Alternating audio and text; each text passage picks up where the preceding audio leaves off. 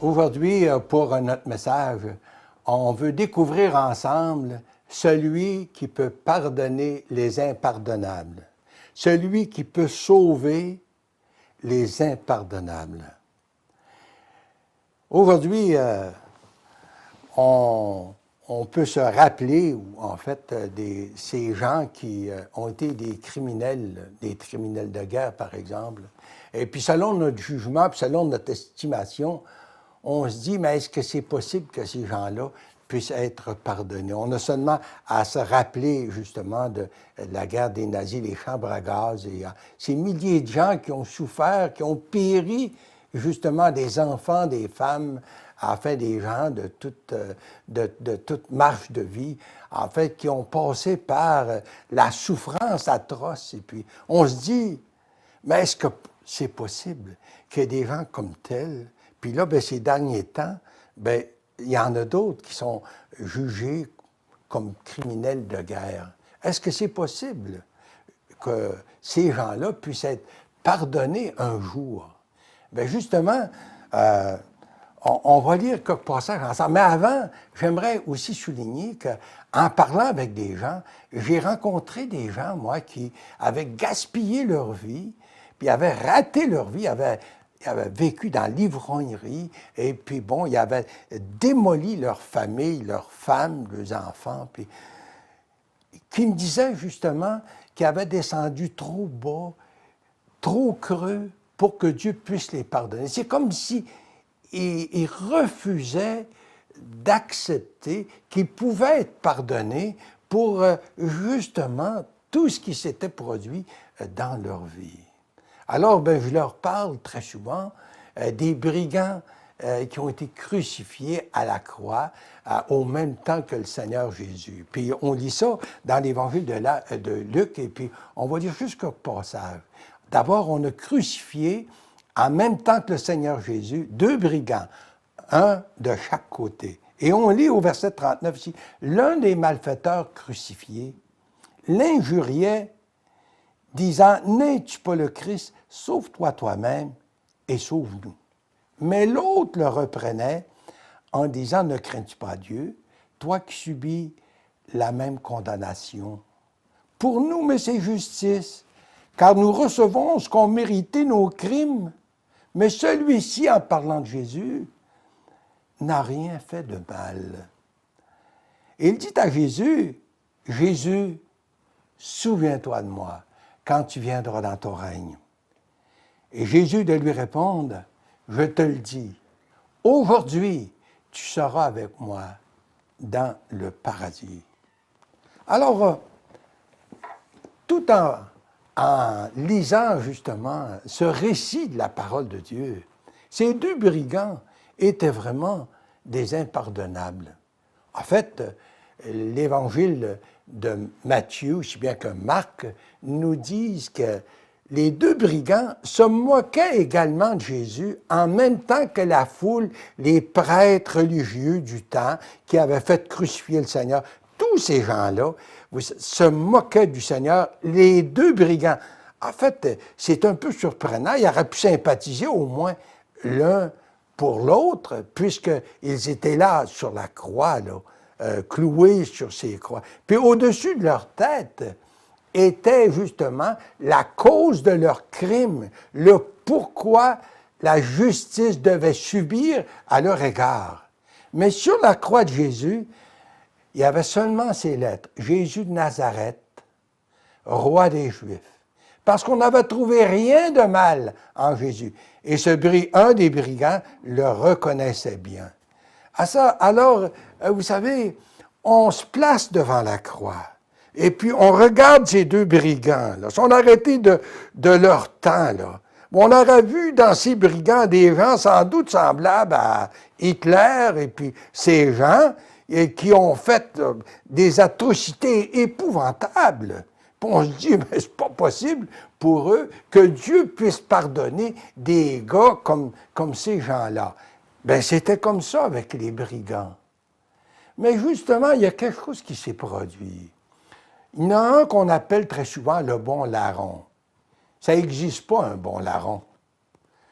Un larron, c'est un larron, et l'Écriture nous le présente comme deux malfaiteurs, deux meurtriers qui étaient là justement à cause de leur crime, et justement, il y en a un qui reconnaît qu'il est coupable, il reconnaît qu'il est un malfaiteur, il reconnaît justement qu'il a ce qu'il mérite, justement. Et puis, en fait, il se tourne vers le Seigneur pour lui dire, « Seigneur, souviens-toi de moi quand tu viens dans ton règne. » Ben oui, sur la croix de Jésus était ce titre, Jésus de Nazareth, roi des Juifs.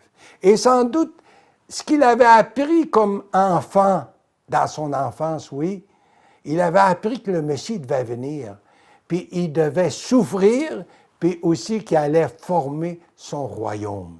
Et sans doute que justement ces vérités ont touché son cœur par l'Esprit de Dieu.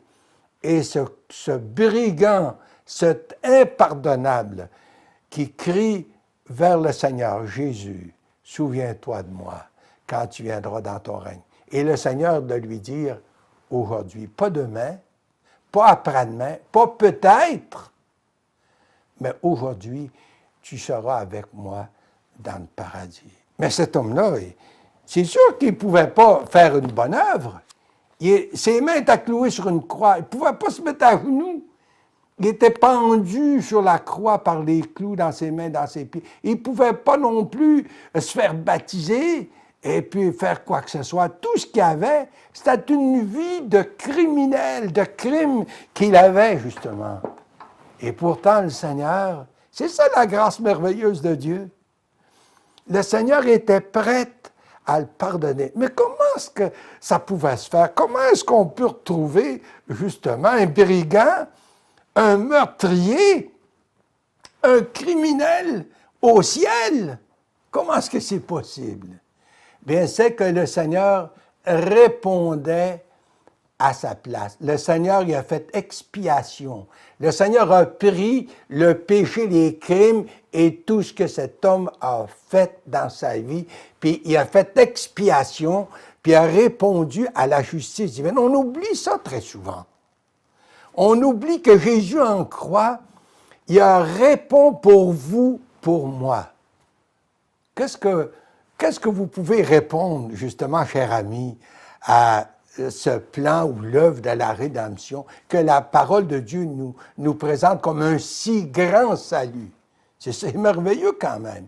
Le Seigneur a répondu pour vous, pour moi, à la justice de Dieu. Le plan de la rédemption, la dette a été payée totalement. Et puis, nous, bien, on n'a qu'à l'accepter, à le recevoir. Et puis, justement, on a à faire confiance au Seigneur. Et puis, en fait, accepter que c'était pour nous. L'Écriture de nous le dire d'ailleurs. C'est dit, celui qui ne connaissait pas le péché. Puis là, il est question du Seigneur Jésus. Le Père l'a fait devenir péché à notre place, là, à la croix. Afin que nous devenions en lui ou par lui la justice de Dieu. Vous savez, non seulement on doit être pardonné, mais on doit être revêtu de la justice de Dieu, la justice du Seigneur, pour pouvoir avoir accès au ciel, la sainte présence de Dieu. Et c'est ça qui est merveilleux avec le salut. Vous savez, l'Écriture de nous dire, ça c'est Éphésiens 2, verset 8, un texte qu'on cite assez souvent, c'est par grâce que vous êtes sauvés par le moyen de la foi. Cela ne vient pas de vous, c'est le don de Dieu. Ce n'est point par les œuvres, afin que personne ne se glorifie. Ça prend donc du temps pour nous de comprendre qu'on n'y est vraiment pour rien. Et, cher ami, même si on n'est pas des brigands, même si on n'est pas comme ce meurtrier qui était là près du Seigneur à la croix, tous, chacun d'entre nous, vous, moi, on a tous commis des fautes. On peut tous dire qu'on a péché à maintes reprises. Et justement, on a besoin du pardon de Dieu. On n'est peut-être pas classé, on ne se classe pas, nous, comme des impardonnables, mais pourtant, on a besoin du pardon de Dieu. Alors, cher ami, la grâce de Dieu peut atteindre les impardonnables, mais elle peut atteindre chacun d'entre nous. Si vraiment, par la foi, on est prêt à fléchir les genoux devant le Seigneur, puis dire, Seigneur, pardonne-moi, j'ai besoin de toi, je me confie à toi. Sauve-moi, Seigneur, et puis donne-moi l'assurance de la vie éternelle aujourd'hui, parce que c'est aujourd'hui qu'on doit être sauvé. Il ne faut pas remettre ça à demain. L'Écriture de nous dire comment échapperons-nous si on néglige un si grand salut. Cher ami, aujourd'hui, pourquoi pas, sur vos genoux, ouvrir votre cœur au Seigneur, puis l'accueillir comme votre sauveur personnel. Qu'il en soit ainsi pour la gloire de Dieu. Amen.